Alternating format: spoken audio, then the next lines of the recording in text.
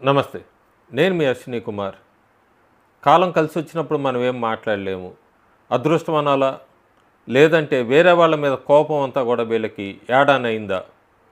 Telangana assembly ఎన్నికలు జరిగినప్పుడు BRS party మీద ఉన్న వ్యతిరేకత అంతా, ఆ వ్యతిరేకతని క్యాష్ చేసుకోలేకపోయింది భారతీయ జనతా పార్టీ.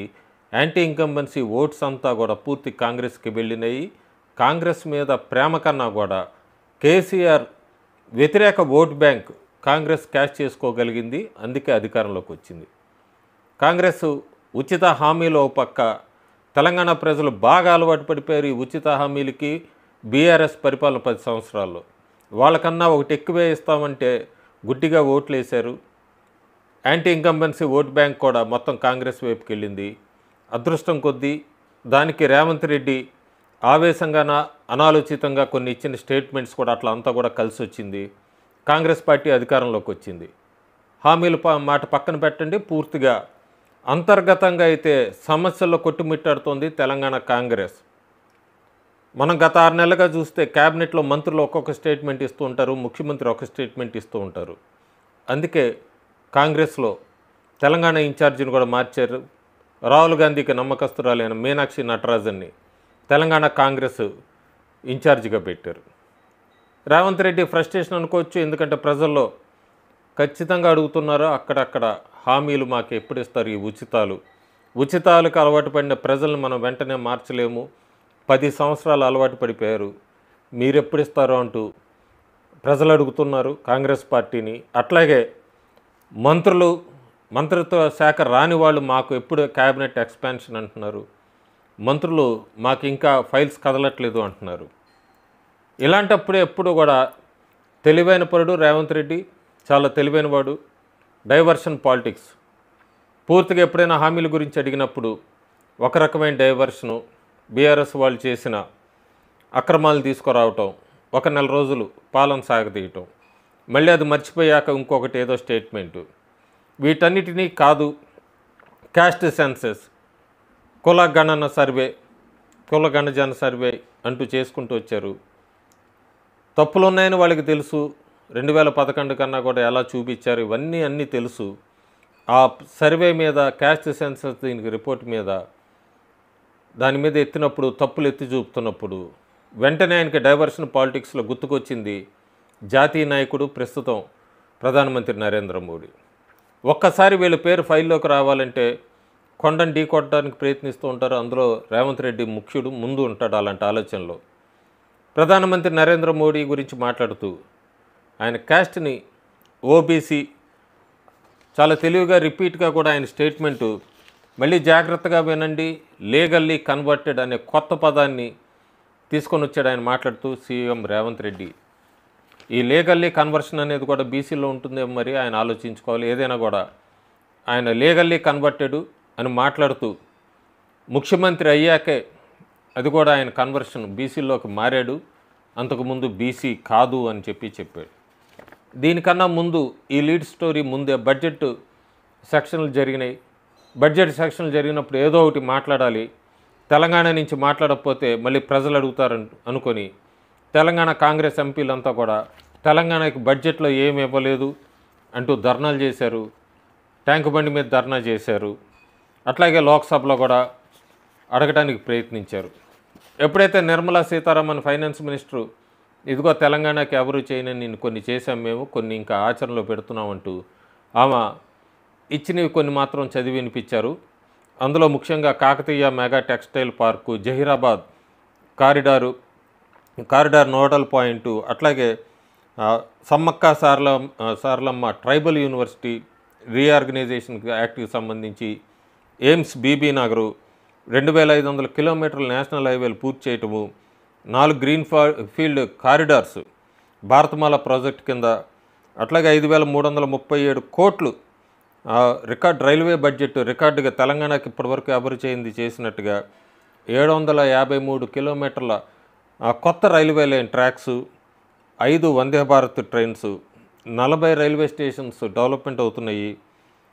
2 లక్షల ఇళ్ళు పిఎం ఆవాస్ అర్బన్ కింద పూర్తి చేసినట్టు, 31 లక్షల టాయిలెట్స్ స్వచ్ఛ భారత్ కింద, 38 లక్షల tap connections Jal Jeevan mission కింద పూర్తి చేసినట్టు, 82 లక్షల మందికి ఆయుష్మాన్ భారత్ కార్డ్స్ ఇచ్చినట్టు, 199 జన్ ఔషధ్ కేంద్రాలు, 1.2 లక్షల జన్ధన్ అకౌంట్లు ఓపెన్ చేయించినట్టు, 75 లక్షల వరకు పైన ముద్రా లోన్స్ ఇచ్చినట్టు, పసుపు బోర్డు సెటప్, 2,700 కోట్లు 9 వెనుకబడిన జిల్లాలకి, అంతేకాకుండా రామగుండాన్ని రివైవ్ చేయటము, 12.7 లక్షల మెట్రిక్ కెపాసిటీకి తీసుకురావటం, ఇవంతా కూడా ఆవిడ చెప్పింది.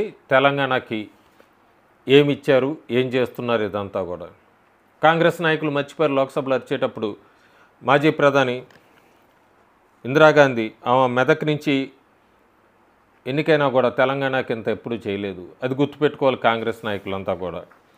సో అక్కడ ఫెయిల్ అయ్యారు. వెంటనే మళ్ళీ ఏదో ఒక డైవర్షన్ పాలిటిక్స్ కావాలి.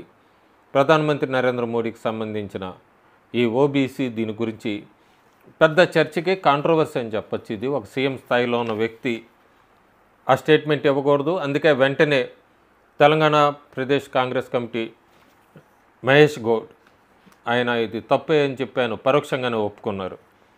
అసలు దీనికి సంబంధించి మనం ఈ బ్యాక్వర్డ్ క్లాసెస్ దీనికి సంబంధించింది 1931లోనే బ్రిటిష్ ప్రభుత్వం అప్పుడు ఒక సెన్సస్ పాస్ చేసింది, గవర్నమెంట్ ఆఫ్ ఇండియా యాక్ట్ అని. అది 1935లో వచ్చింది. ఈ రిజర్వేషన్స్ ఇవంతా కూడా డిప్రెస్డ్ క్లాసెస్ అంటాం, అంటే అణగారిన కులాలు. ఆ యాక్ట్ ఇన్కార్పొరేట్ చేశారు. అది 1937లో ఫోర్స్లోకి వచ్చింది. ఈ అణగారిన కులాలు ఇవన్నీ డిప్రెస్డ్ క్లాస్ అని ఉన్న వర్డ్దే తర్వాత షెడ్యూల్ క్యాస్ట్ కింద మారింది. ఓసీ, ఎస్సీ రెండే ఉండేవి బ్రిటిష్ టైం అప్పుడు. బ్రిటిష్ గవర్నమెంట్ మళ్ళీ 1935లో షెడ్యూల్ ట్రైబ్స్ అని తీసుకొచ్చింది. అందులో రకరకాల ట్రైబల్ గ్రూప్స్ ఉన్నాయి.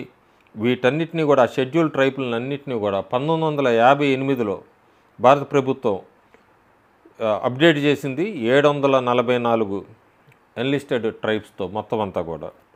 చాలామందికి తెలియదు, 1953లోనే అబ్దుల్ ఖయూమ్ అన్సారీ ఈయన ఇనిషియేటివ్ తీసుకున్నాడు బ్యాక్వర్డ్ క్లాస్ కమిషన్ కింద. ఫస్ట్ బ్యాక్వర్డ్ క్లాస్ కమిషన్ ఇది 1953 29 జనవరి. అప్పటిదాకా అసలు సెటప్పే కాలేదు. అంతకుముందు అంతా కూడా షెడ్యూల్ క్యాస్ట్ ట్రైబ్స్ అనే ఉండేవి, ఎస్సీ ఎస్టీ. ఈ బ్యాక్వర్డ్ క్లాస్ కమిషన్ సెటప్ అయిందే 1953 29 జనవరి. కాకా కలేకర్ ఈయన చైర్మన్షిప్లో. వాళ్ళు రిపోర్ట్ ఇచ్చింది 1955లో. దాదాపు 2400 కులాల్ని బ్యాక్వర్డ్ క్లాసులు ఉన్నాయి భారతదేశం మొత్తంలో. అంటే కూడా అప్పటికి 837నే బ్యాక్వర్డ్ క్లాసుల కిందకి తీసుకొని వచ్చారు. రెండో బ్యాక్వర్డ్ క్లాస్ కమిషను అది 1979 జనవరి 1వ తారీఖు దాన్ని ఎస్టాబ్లిష్ చేశారు. ఆ కమిటీ కూడా రిపోర్టు 1980 డిసెంబర్లో తీసుకొని వచ్చింది. ఆ రిపోర్ట్ అప్డేట్ చేశారు. ఆ తర్వాత మండల్ కమిషను, ఆ మండల్ కమిషన్ 27% రిజర్వేషన్స్ ఇవ్వాలి, 50% ఎక్స్టెండ్ కాకూడదు అంటూ కూడా చెప్పుకుంటూ వచ్చింది.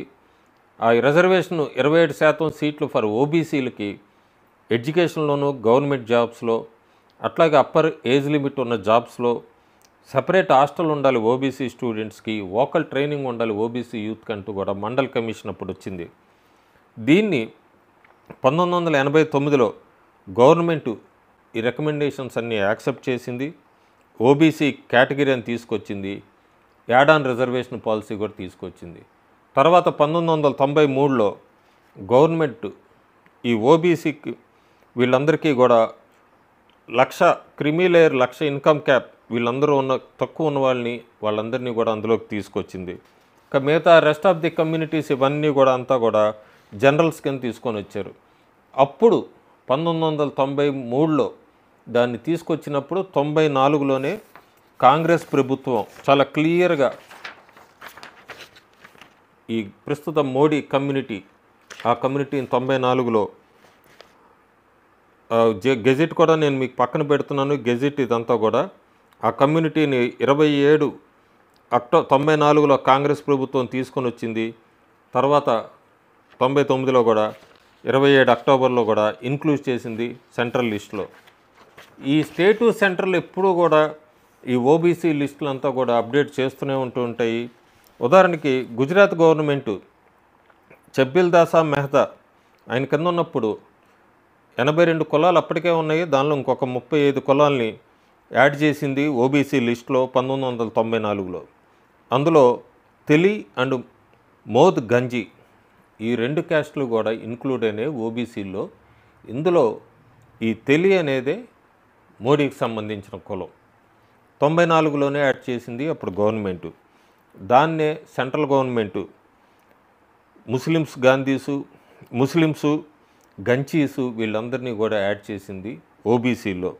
యూనియన్ గవర్నమెంటు ఆ యాడ్ చేస్తున్నప్పుడే ఈ గుజరాత్ ప్రభుత్వం తీసుకొచ్చిన తెలీస్ని వీళ్ళందరినీ కూడా ఆ ఓబీసీ లిస్టులోకి తీసుకొని వచ్చింది అలాంగ్ విత్ ముస్లిమ్స్. సో ఇదంతా కూడా మోడీ 2001లో సీఎం అయ్యాక లీగల్గా కన్వర్ట్ అయ్యాడు ఓబీసీలో కన్న ప్రచారం పూర్తిగా అవాస్తవం. దీన్ని తెలంగాణ ముఖ్యమంత్రి ఒక్కసారి వెనక్కి వెళ్తే క్లియర్గా అంతా కూడా మనకి ఈ గెజిట్స్ ఎప్పుడు వచ్చింది, మోడీ క్యాస్ట్ ఓబీసీ కింద 1994లో ఎందుకు యాడ్ అయింది, అంతకుముందు జరిగిన కాన్సిక్వెన్సెస్ ఏంటి, 1931, 35 నుంచి 55 దాకా భారతదేశంలో ఓసీ ఎస్సీ ఎస్టీలో ఉండేవి. ఆ తర్వాత బ్యాక్వర్డ్ క్లాసుల మీద సంబంధించి ఎన్ని రిపోర్ట్సు కమిషన్స్ 1979 దాకా 80 దాకా తర్వాత ఎలా కులాల్ని ఓబీసీల్లో కలుపుకుంటూ వచ్చారు. 1994లో కానీ మోడీకి సంబంధించిన తెలి అనేది ఓబీసీలో లిస్ట్ కాలేదు. ఇవన్నీ తెలుసుకొని మాట్లాడుంటే చాలా బాగుండేది. ఈ డైవర్షన్ పాలిటిక్స్ నేమ్ కోసము లేదా వాళ్ళ నాయకుడి దగ్గర పేరు కొట్టేయడానికి ట్రై చేయటానికి వెనక చరిత్ర తెలుసుకోకుండా మాట్లాడితే అది మాత్రం ఖచ్చితంగా చెప్పచ్చు వాళ్ళకే దెబ్బ తగులుతుంది. కాంగ్రెస్ పార్టీకే రివర్స్ అని చెప్తాము. ఆయనకే ప్రస్తుతం కాంగ్రెస్ పార్టీకే తీరని నష్టం చేసిన తెలంగాణలో రేవంత్ రెడ్డి చేసిన ఈ స్టేట్మెంటు. అందుకే వెంటనే టీపీసీసీ ప్రెసిడెంట్ మహేష్ గౌడ్ దానికి సంబంధం లేదు, అది తప్పే అని చెప్పి పరోక్షంగానే ఒప్పుకున్నారు. Thank you.